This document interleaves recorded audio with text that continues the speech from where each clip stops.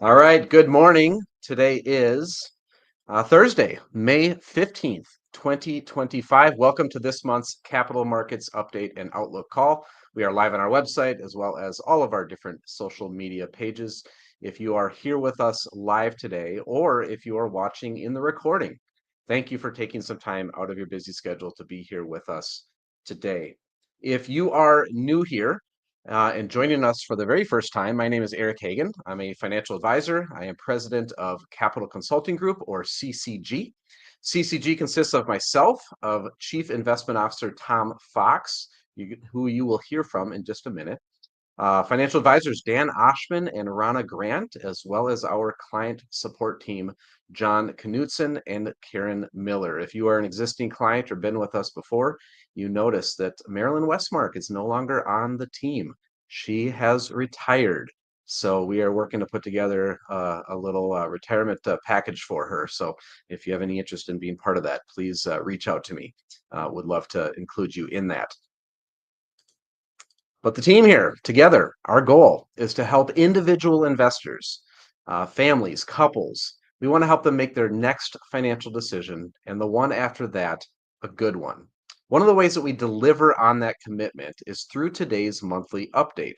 Today is an opportunity for each of you to look over our shoulder and get a balanced analysis of what we see and ultimately to be a more informed investor. Today, we're going to hear from Tom Fox. Tom is going to review the positives in the markets, the headwinds, and give us his outlook as we look towards the rest of the year. Ultimately, this is your opportunity, again, to look over our shoulders and get an idea of what we're seeing in the markets and the economy and what we're watching for. So I encourage you, if you have any questions whatsoever, put them in the chat box, put them in the comments section if you're watching on the different social media channels. Uh, or you're welcome to send me an email or a text as well. And I will bring those questions to Tom at the end of today's message.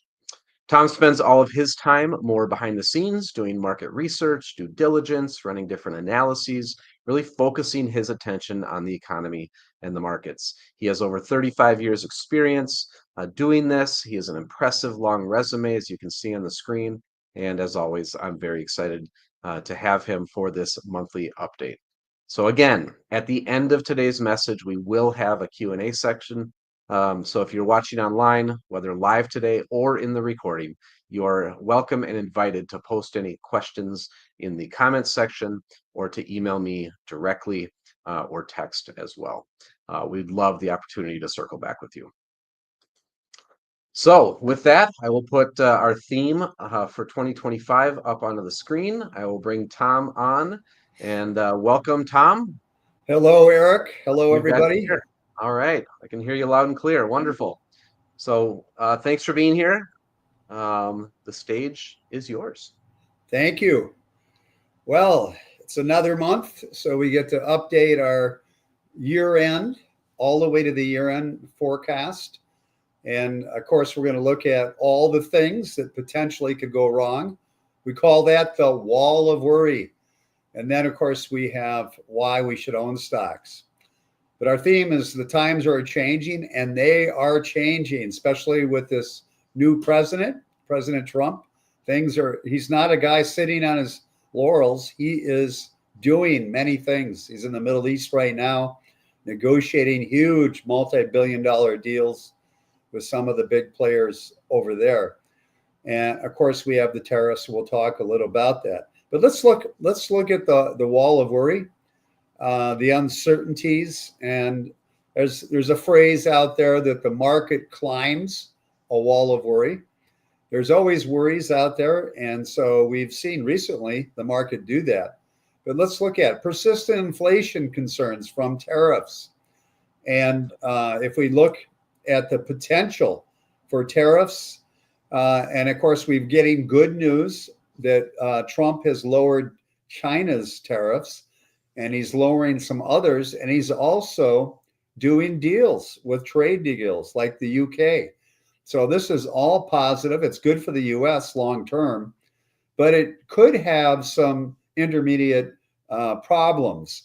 So we think there could be some bumps in the road. from the potential of persistent inflation.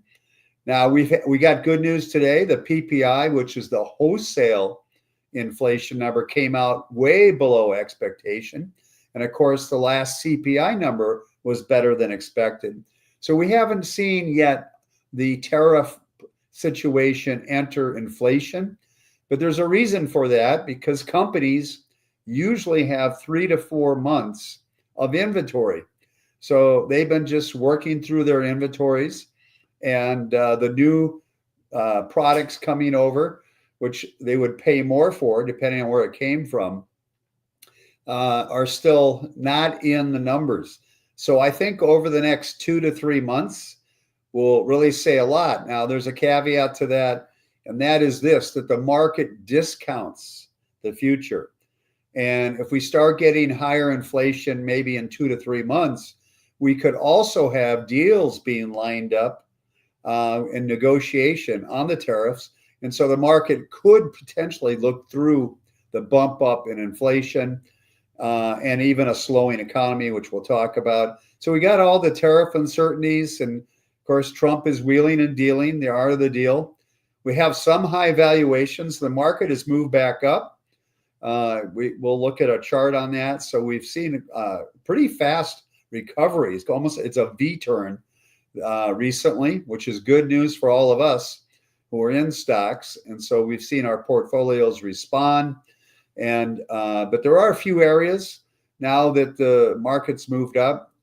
Consumer discretionary, for example, still high valuation. There's a few sectors that are high. And of course, tech always is high. So those are concerns that we may have some potential upside limitations because of the higher valuations. And we've got volatile economic policies. Things are changing fast. That kind of goes into the tariff uncertainties. We got a lot of issues going on across the world, and it's moving very fast. But I think long term, we're very positive that all this will work together towards good. And we're kind of excited about that. But with all the tariffs and yet to hit the numbers, remember the tariffs have not hit inflation. They haven't really worked through the companies yet because of the inventory levels. However, we could see a slowdown in growth. And analysts anticipate more muted gains this year. There's some saying we're going to recession. I think most people are now saying, well, we're going to have a slowdown, but it won't go into a recession. So we'll see how that goes, but that could have a big impact on stocks, the potential for slowing growth. And then we got the normal geopolitical risks, tensions out there. We got Iran, we got still Israel, Hamas, and Hezbollah. We got the Houthis, who got really quiet after the U.S. Did 1,000 bombs on the Houthis, and they have stopped shooting at ships going through the canal there. So we'll see if they hold that. They don't want to get involved with Trump anymore. He made the difference. And then we have consumer sentiment. We've seen those numbers come down where consumers are kind of getting worried, and we see that in those numbers. Well, what could happen? They could start slowing their expenditures. They may not buy something they would normally buy. Of course, this will eventually work its way back into corporations and maybe their earnings. So, and the other one has been the volatility. We've seen such dramatic volatility, swings up and down, but big swings up. And I think a lot of people were really surprised when we had such short-term volatility, but we've had some major daily gains, right, Eric, where things have really moved up fast. And if you missed it, you missed it. But as you know, we re-entered the market fully, and we're in things that are doing really well. We kind of were tilted towards growth in the tech area. They got beat up, and we entered that at a level that I think was pretty good. Not at the bottom, but we got pretty close. And we've seen now those stocks move much higher very quickly. So the short-term volatility can be good, depending whether it's up volatility or down volatility. Now, here's some reason why we should own stocks. Well, we got momentum. The S&P has rebounded to over 18% from its market lows, erasing earlier losses. So there's been maybe the sentiment for consumers is not good, but it has been good by how they invest and how the institutions have been investing. So that has been a good signal. And we have some momentum behind that. And of course, the announcements of reduced trade tensions that have been going on, the 90-day de-escalation between U.S. and China, that one was very big. And the trade war fears are starting to diminish, contributing to even more market optimism. And bullish analyst forecasts. We've seen Goldman and Wells Fargo and some others raise their year-end targets on the S&P 500. In fact, we have been getting more bullish on our target. Of course, then you have the AI growth that's at the beginning stages. We're only at the beginning stages of AI, and we have a lot of really solid companies here. We have leadership in AI, and it's just going to continue. You know, we got NVIDIA and Broadcom, and all these other good and great, fantastic AI companies, which are in your portfolio. And they're driving earnings, they're driving revenues. So that's the future, and it's not going to stop. It's only going to get bigger and bigger, we believe. And then here's a surprise. We had unusually strong corporate earnings. Many people were expecting the earnings to fall off. Now it has come down. A lot of the expectation has come down, but they came in solid. There was some robust earnings, pricing power made the difference. Adobe and Meta did really well. And so we think we're well positioned in the future. And corporations have been resilient. They made it through the pandemic. They made it through the high inflation. They made it through inventory issues. Companies are well managed, and they seemingly have the flexibility to adjust. That's one thing I've noticed over the years, is that the large cap companies, with all the new technology and all the ability to monitor and to see what's going on in their vast companies with the software and the AI, they're running like small companies. So we still like large cap, and they've been able to do amazingly well through a lot of trouble. But now they're doing well today with solid earnings growth. Improved economic indicators. We still have low jobless claims that came out today, and it wasn't bad. Even we've had some good numbers today in the economy, so we're seeing that the economy is doing okay, and we are expecting slower growth, but we are not completely out of the woods for a recession, but it's diminishing right now as we speak. And then, of course, you have the historical resilience of the consumer and the markets that have, whenever there's a downturn, buying the dip has still worked, Eric. So people who bought the dip on that April low did very well. We were part of that. And then we've seen also the opportunities in certain sectors. We got it back into the technology area, the growth area, which was a very good move right now. And that's why your portfolios have appreciated quite a bit, because we did get into some of those beaten down areas. And there's certainly areas that can do well going forward. Okay, Trump tariffs are cooling and stocks are rising. Yep, Trump is bigger. You look at any headlines, any news journal, and his name is always 4 or 5 times in there.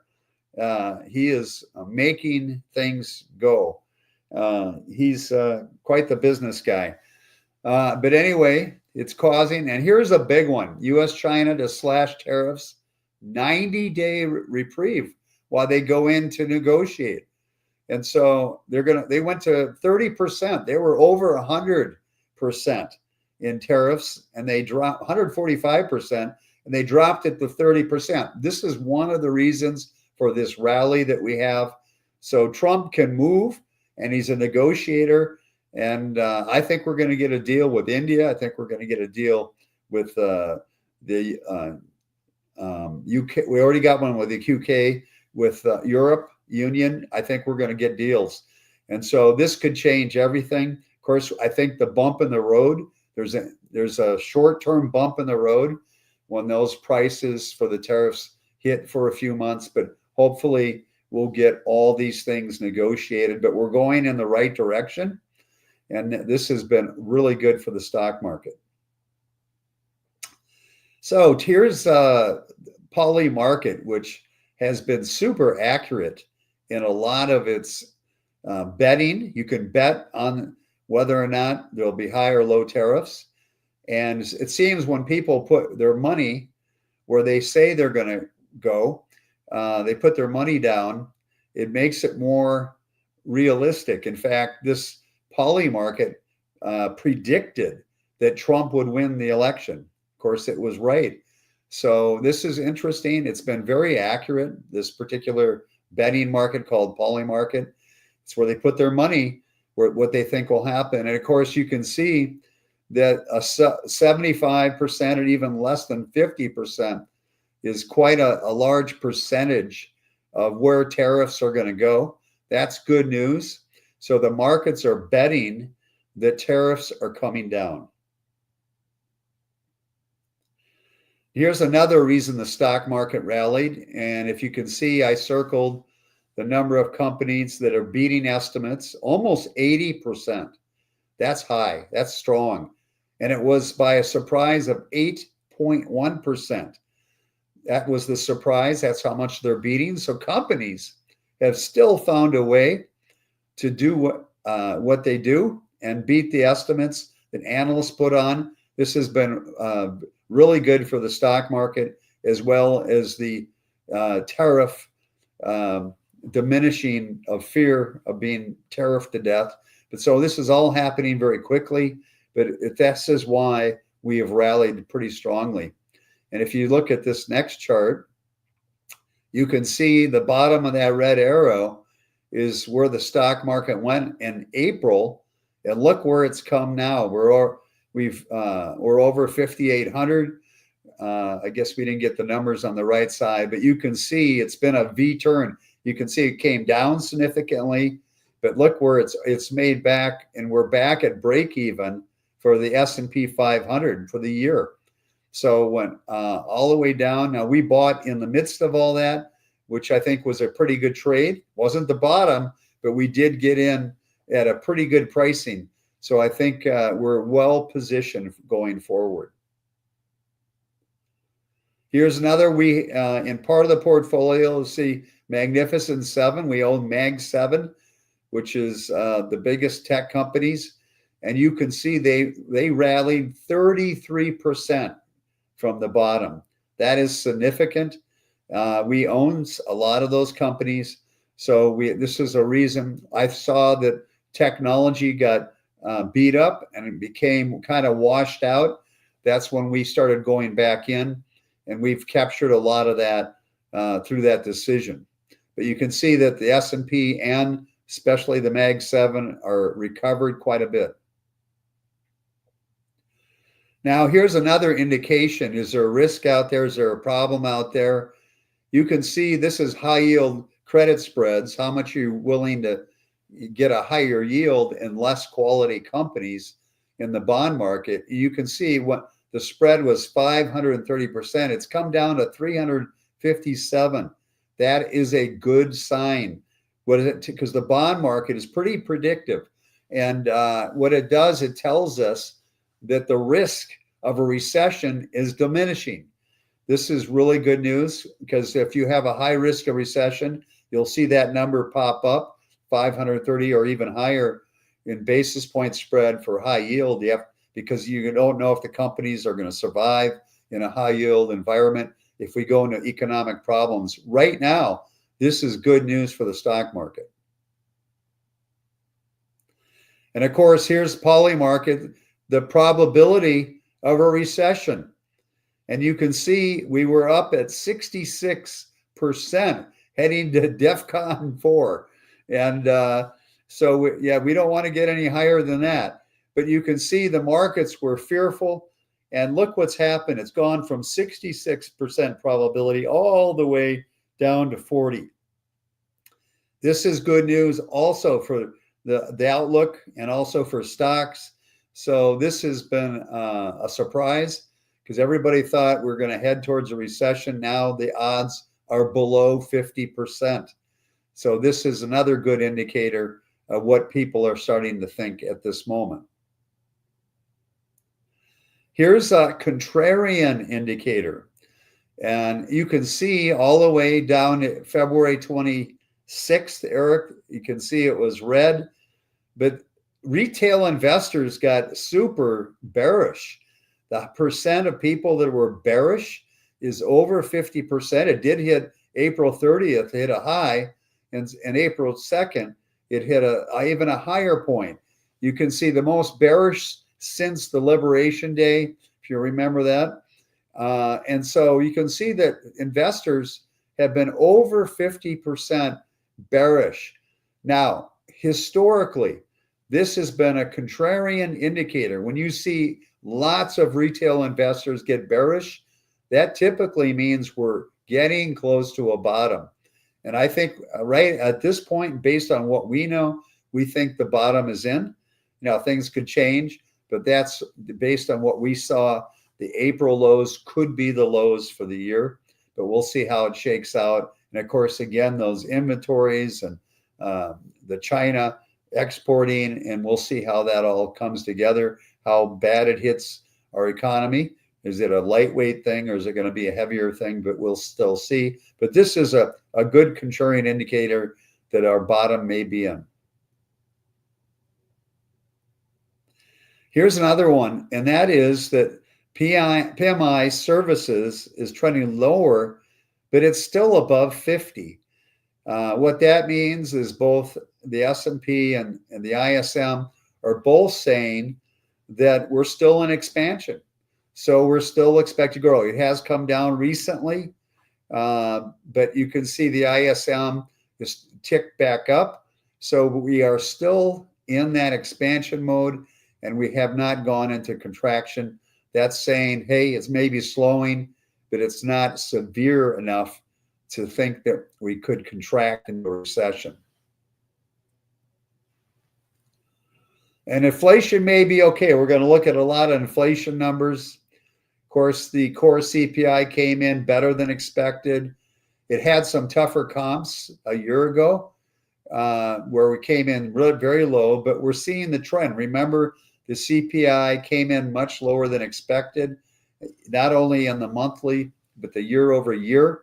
So that's looking okay. We're thinking it's trending in the right direction. And many people thought because of the tariffs where we're going to see a big spike in inflation. However, that's not happening, and not yet. And now, again, we're going to have to look at 2 to 3 months out once those inventories kind of get washed out, or look at that consumer sentiment. So we'll have to see what happens. But right now, I think inflation is okay. And again, we'll see if the trade negotiations on tariffs come together, but that's a big part of it. So what's interesting, this is an interesting chart. What it shows is that what does the consumer expect? And this is consumer sentiment and the one-year inflation expectation. Well, it depends if you're Democrat or Republican. The Democrats are looking at 8% inflation, while the Republicans are looking at 0.4. So you can see the total is high, but it's all based on a certain party. So that's a big difference in all these consumer sentiments. It depends which party you're from. You're more bullish right now if you're a Republican, and you're more negative if you're a Democrat. That's why some of these numbers we got to take, not put a lot of weight on them, because you can see how they're influenced by your party affiliation. Okay, here's interesting. Should the Fed cut? Well, the European Union just cut their rates. And now the European Union's inflation number does not include shelter. That's just the way they do it. So if you look at our numbers, ex shelter versus the European Union, who just cut the rates, we're lower. We have a 1.8 inflation rate outside of shelter, and they're at 2.2. So you could, and then you got to, but look at the next chart below. We're at 4.5%, while the EU is down to 225. That is a big gap. Now the question, where's it going to go? We think there's room to lower rates. And I know Powell's very conservative. Hopefully he won't be late like he was last time on the transitory inflation. But right now, the question begs, should we be lowering rates? And a number of market analysts say, yes, we should be lowering rates because it's just a few components like auto insurance. I don't know, nobody's looked at their auto insurance, but that has gone up. And even the shelter has stayed high, but maybe coming down. And there's a lagging effect between shelter in reality and shelter that reaches the CPI. So we think the inflation rate's coming down, and that could promote the Fed to start cutting rates. However, we do have tariff impact. We haven't seen it yet. So it's sort of a either way. You could go either way. But we think right now there's room for the Fed to lower the rates from 450, maybe go down several points, but we'll look at that in another chart. Here's another interesting chart, and that shows that you can see the 50-year average that over 50 years, 32% of the items, in the CPI baskets were deflating.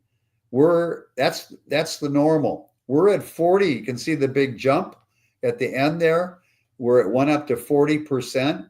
So we're seeing a lot more components. There's a few stragglers that are holding the CPI up, but are those stragglers really what the Fed's interested in?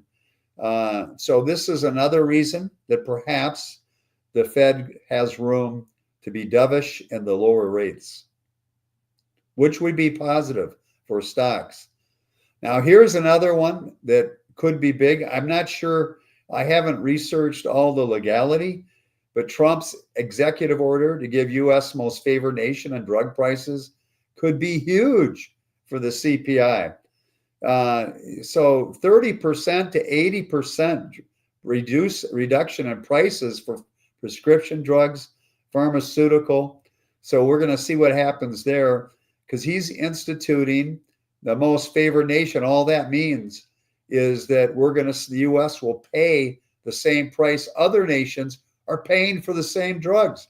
This would lower inflation dramatically. We'll see that in the upcoming charts. Now, this chart shows how much more the U.S. is paying relative to those countries. And you can see we're paying up to 3 times more than the rest of the world. In some cases, 4 times on certain drugs. So the U.S. Is not getting a fair price. This is why Trump wants to initiate this. If it can legally be done, this is going to really reduce the inflation rate, as we'll see on the next chart. If you look at the highlighted in the reddish in the first column there, right there, you can see that 1.35% of the CPI number is pharmaceutical drugs. It's a big weight in the CPI. Well, what would happen if you reduce it by 80%? Well, it would go to, you can see it would drop dramatically, 1%. That would be amazing if this is able to be accomplished. And of course, everybody listening, who wants to pay lower drug fees and pharmaceutical fees? We all do. But maybe Trump can pull this off. We'll see. It could have a major impact on lowering our rate, which means the Fed could be more dovish and lower rates.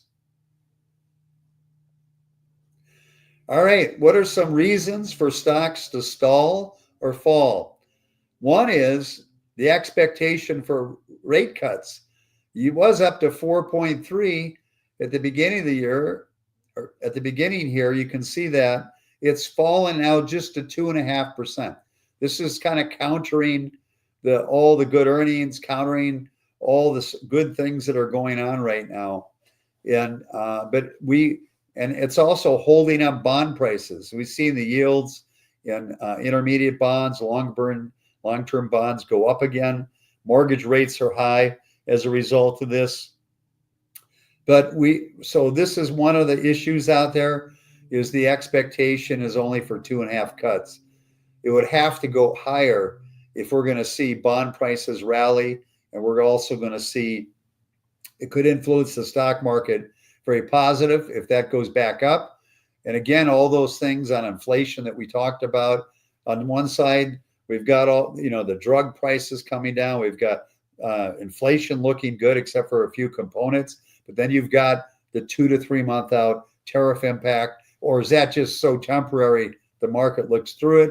Maybe Fed Powell looks through it. Chairman Powell, we'll see what happens. But this has been a negative.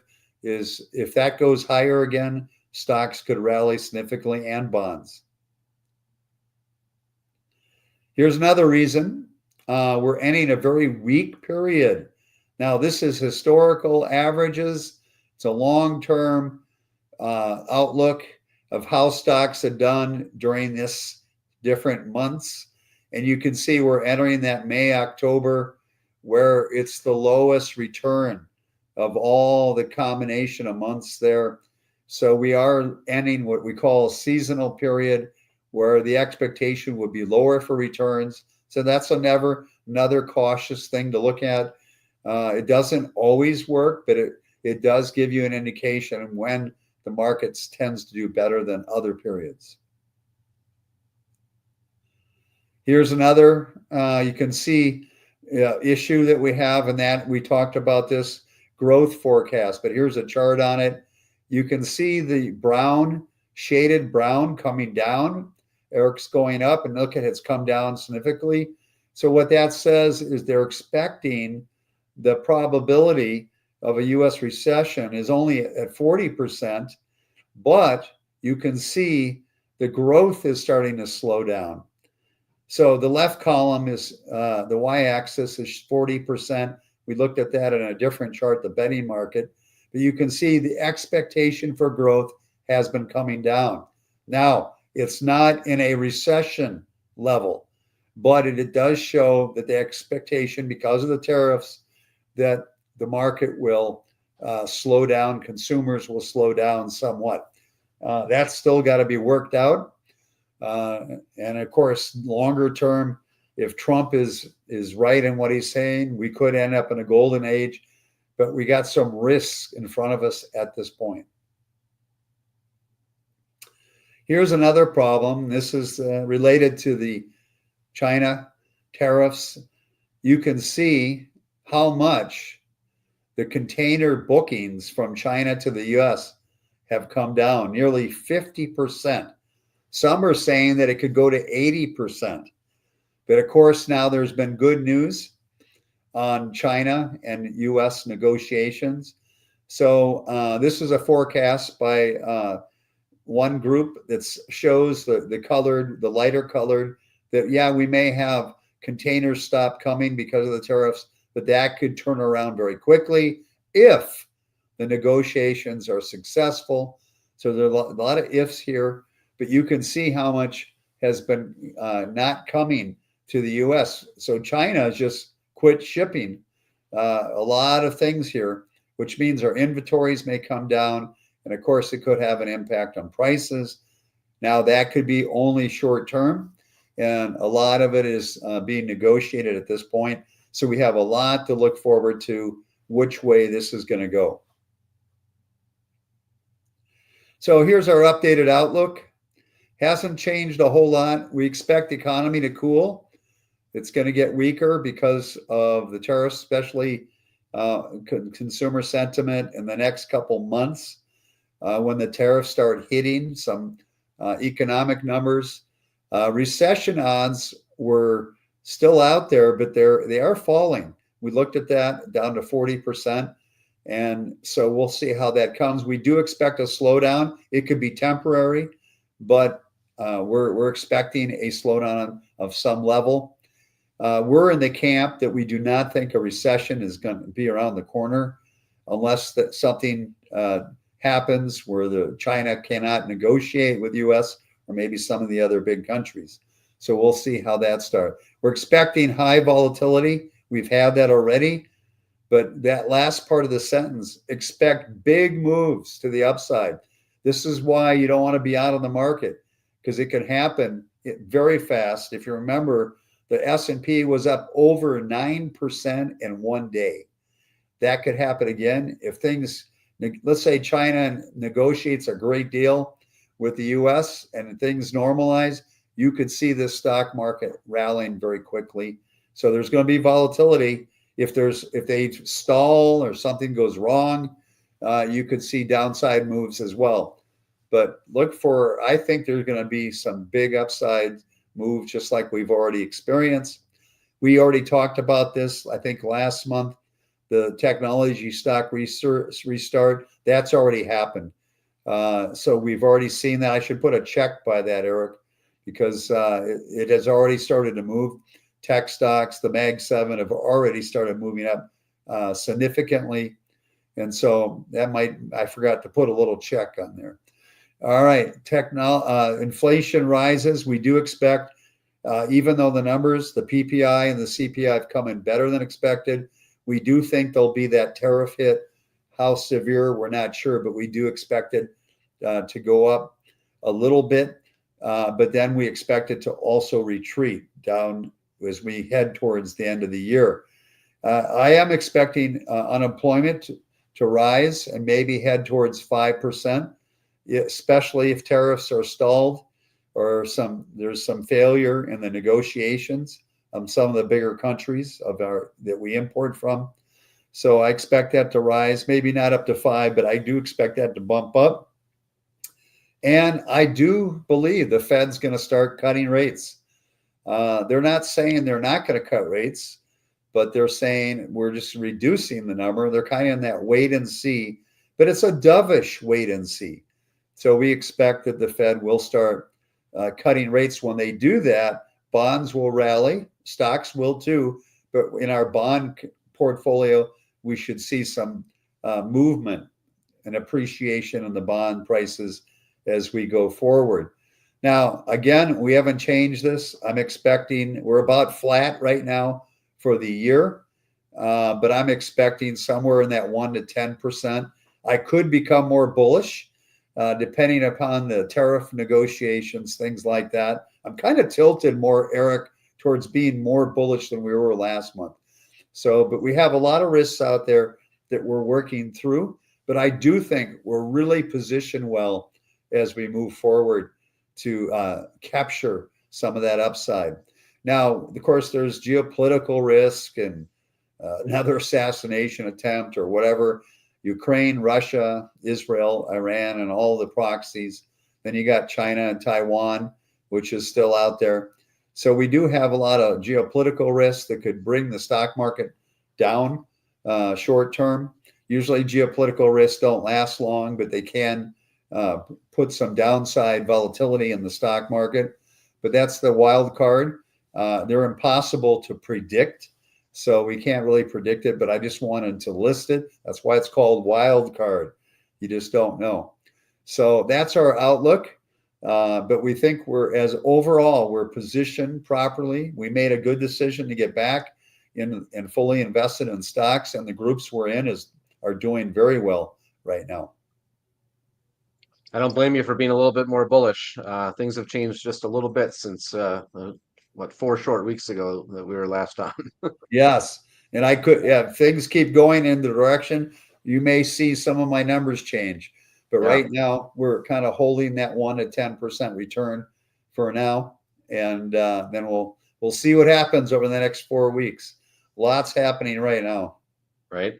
Yeah. And on that note, so grateful for your balanced analysis of the markets and the economy, and just keeping your cool through periods of time like we go through every so often. We went what 2.5 years with little to no volatility, and it's easy to forget that volatility happens, and it can happen quickly, and that's exactly what we went through the last month or two. So appreciate your ongoing objective analysis as we try to navigate our emotions through all of this, as I've heard from a lot of clients. So thank you, and thank you for this today. Thank you, I Art. am Thank you, everybody. Yeah, I'm looking in the different comments section. I got my email open here, texting. I'm looking for questions. I don't see any questions. If anybody has any questions, now would be a great time to post that question. I would love to bring that up to Tom here. If you're watching in the recording, you're invited to do so as well. We would love the opportunity to circle back with you at our first opportunity if you do have any questions. While those of you who are on, I do see a few of you on here live with us today. While you're thinking about a question, if you want to post it, a couple of things for everybody. So I will have the recording to today's presentation on the website here shortly after we're done. There will also be a summary. So if you want the cliff notes of Tom's message, you'll be able to download a summary. And you can also ask a question there if you want to keep that a little bit more private. Again, you can email me or text me as well. Our next monthly update is scheduled for Thursday, June 26th. So we've got a little bit wider gap than normal, about 5 weeks out to our next one. So end of June, we will be online only like we are today, once again. And as always, that'll be 11 a.m. Central Time. In the meantime, I invite you all to join me on Monday mornings. I start my week with a much shorter kind of update of what's going on. 9 a.m. Central Time Monday mornings. So these were the last 3 weeks, kind of the things that we covered. Again, these are on the website. They're on the different social media pages. So LinkedIn, Facebook, YouTube. And then at 2 p.m. Central on Mondays, I send out an email with a link back to that video. So if you're not getting that email and would like it, I include a number of other things in that email, including our popular weekly tax tip. So if you're not subscribed to that, you can go to the website and subscribe. We are right in the middle of May here. May is a great time for spring cleaning. We do have our complimentary shredding going on right now. So if you have things that you need to get properly destroyed, you are invited and welcome to bring that by our office anytime during this month. We're gathering it up, and we will have that all properly destroyed. The last day of May, May 30th, we will have the shredder here. On that day, we are also hosting an open house. So we'll have some food. We'll have some conversation. We've got some additional things teed up to share on how to properly protect yourself, not only through shredding, but through different means online, because identity theft is getting to be such a big issue. So I invite you to come by. That'll be 11 to 1 on May 30th. All the details are on the website. Just go to the events page and you will see that. Checking email, my texts here one more time, comments online. I don't see any questions right now, Tom. So again, thank you very much, Tom. Appreciate you. Appreciate your message. Any final thoughts from you? No, just stay patient. And I think over the next 4 or 5 weeks, I think our next meeting, capital update, is going to be very important because a lot can happen between now and then, and that could go either way. So we're watching that closely. But of course, you want to stay patient. And investing is all about patience and holding the course. We're positioned very well right now, and we're excited for the longer term. But investing is a long-term process. The ones who do the best over time are the ones that are patient, and they stay invested, and they work through it over the years to reach your financial goals. Couldn't agree more. To all of you who are on here today, thank you for taking the time with us. For those of you watching in the recording, we appreciate you. And most importantly, thank you for the trust that you put in us. We take it very seriously, and we hope that these monthly updates are an example of just how serious we take that. So with that, I will close this up. Everybody have a wonderful rest of your day. Bye, everybody.